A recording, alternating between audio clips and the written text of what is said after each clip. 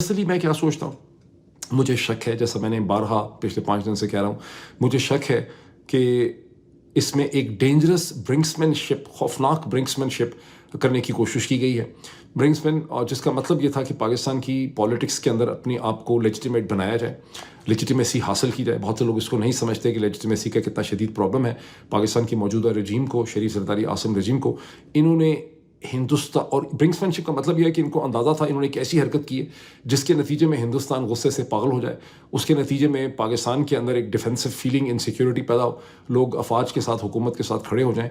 ये इन्होंने एक डेंजरस ब्रिंक्समैनशिप की है on the assumption and the calculation के हिंदुस्तान ऑपरेशनली रेडी नहीं है को बहुत बड़ी हमसे जंग करने के लिए, बिकॉज वो अपने इकोनॉमी के ऊपर फोकस है, इंटरनेशनल ट्रेड के ऊपर फोकस हैं, और इन्होंने इस्तेमाल कर लिया पूरी सूरत हाल को। ये मेरा पर्सनल एनालिसिस है। हिंदुस्तानी एनालिस्ट बहुत ज़्यादा समझते हैं कि ट्रेन के ऊपर जो हमला हुआ और उसके बाद DGISPR ने जो कहा था कि ये हिंदुस्तान का इसमें हाथ है BLA के पीछे, ये उस वजह से हुआ है और यही एक इंटेलिजेंस फेलियर है, जैसा मैंने आपको पिछले व्लॉग में बताया था। लेकिन बारहा मैं देख रहा हूँ कि इंडियन पॉलिटिशियंस और इंडियन मीडिया जो है वो इस किस्म का एनालिसिस ऑफर करता आपको नज़र आता है। अब क्विकली मैं देख लूँ कि यूनाइटेड नेशन के सेक्रेटरी जनरल ने एंटोनियो गुटेरेस ने ऑफ़र की है। उन्होंने पाकिस्तान में तो बात की है, पाकिस्तान के प्राइम मिनिस्टर जनाब शहबाज शरीफ साहब से। हिंदुस्तान में बात की है उन्होंने S जयशंकर से, जो फॉरेन मिनिस्टर है, वहाँ मोदी से उनकी बात नहीं हुई, प्राइम मिनिस्टर मोदी से, और उसमें उन्होंने कहा है कि वो मेडिएट करने के लिए तैयार हैं, बिकॉज जंग बहुत ज़्यादा ख़तरनाक होगी, उसके बहुत अनइंटेंडेड कॉन्सिक्वेंसेज जो हैं निकल सकते हैं। That's very dangerous. अब इसमें दो एडिटोरियल, एक तो एडिटोरियल है जो इकोनॉमिस्ट लंदन ने, which is very surprising, it's a very strong editorial, मैं आपको स्क्रीन पे दिखा रहा हूँ साथ साथ सारी चीज़ें, जिसका उन्वान ये है कि India must prove Pakistani complicity in attack in Kashmir. इसकी सब लाइन कहती है, it would then have every right to strike.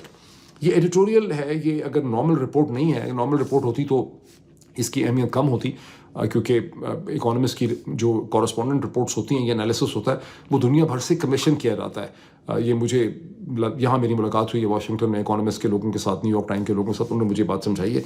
लेकिन ये लीडर है, ये एडिटोरियल है जिसमें इकोनॉमिस्ट नरेंद्र मोदी की हुकूमत को ये कह रहा है कि आपका असल चैलेंज जो है वो चीन है, पाकिस्तान नहीं है।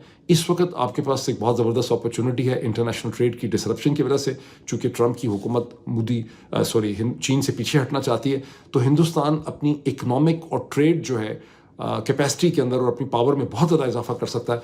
आपको पाकिस्तान के साथ मिलिट्री कॉन्फ्लिक्ट में नहीं पड़ना चाहिए, आपको प्रेशर डालना चाहिए, जो मैंने कहा था पिछले व्लॉग में कि ये करेंगे, ये होना है।